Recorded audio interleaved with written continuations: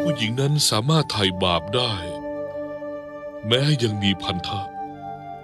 แต่เจ้าต้องรู้ความลับในใจของชายและหญิงด้วยนะเจ้ารู้ไหมฝนจะไม่ตกจนกว่าน้ำจะระเหยเพราะความร้อนของแสงอาทิตย์ข้าต้องละตัวเองจากทางโลกข้าต้องเผชิญความทุกข์ยาก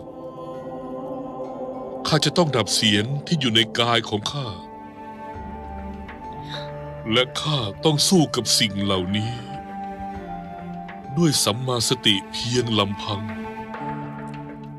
การเอาชนะมันคือปัญหาสำคัญในชีวิตข้าและหลังจากเป็นอิสระจากสิ่งเหล่านี้ข้าถึงจะขจัดความโลภหลงได้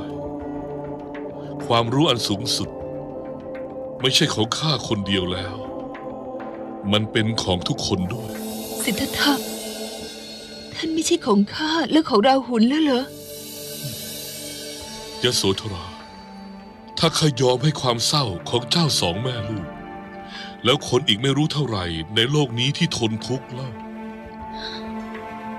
โลกใบนี้เป็นของข้าแล้วอย่าทำตัวให้ด่างพร้อยเลยยโสธราพระเจ้าเมตตา